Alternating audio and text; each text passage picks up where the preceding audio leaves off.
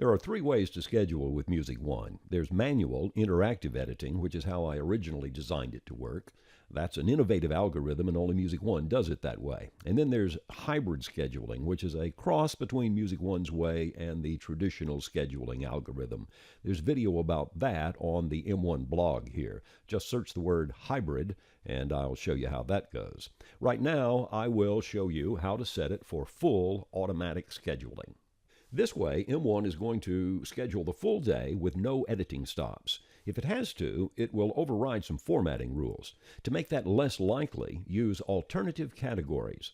Then, when M1 comes to a slot where all the choices at the top of a card stack have formatting violations, the scheduler can select from another category to find a song that fits with no music flow rule problem. I use just 5 categories on this station, and I'm setting up an alternative category for each of them. Here I'm telling M1 that if it comes to a slot where all its primary goal song choices violate formatting rules, it can select a song from the 90s category.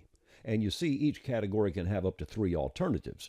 So I'm saying here if the primary gold slot can't be filled with primary gold, then look to the 90s. If one can't be found there, then M1 can look to the edge category. Step 2 is to set rule priorities. That's under System Settings and on the Advanced tab. All of the rules must be beneath the line that says Major Breakable, and they should be in order, the most important rule at the top. Move the line Major Breakable Rules up to the top to the number 2 position. Then arrange your rules hierarchy. I want Same Song Previous Day in the top position. That's my most important rule, the last one that M1 would break. If it only had 2 songs to choose from, one violated an artist separation rule, the other scheduled close to the same time period on the previous day, then M1 would override the artist separation rule.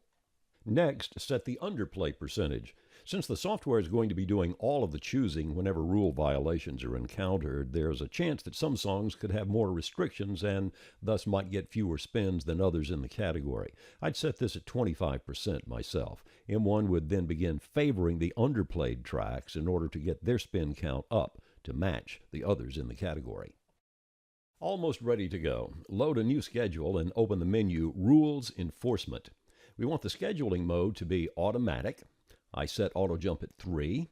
Click to enable alternative categories, but do not check auto search. Set auto dig at maybe 10 to 25%. This allows M1 to dig deeper down into the category if need be before it moves on to the alternative categories. I wouldn't set it much higher than the 10 to 25%. And I don't check the boxes about underplayed rule violations. For me, these are just not important.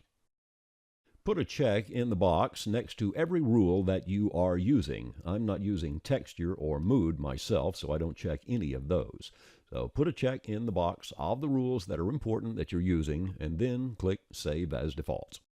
You now can run schedule after schedule. There will be no stops for editing, and the consistency of your song rotations and spins are going to be almost as reliable as they are when you're doing interactive scheduling and making the manual fixes as the schedule is built. Scheduling goes very quickly, and even with a slow computer and a lot of categories, this should be finished in about 30 seconds. And now that this one is done, I'm going to change the screen display from single hour to full day, and then we can scroll down the day's schedule. I have a column to show me any violations, and I see there are none. M1 probably made a few category substitutions here and there, but the content and the flow of each hour is and will be always exactly as I want it to be.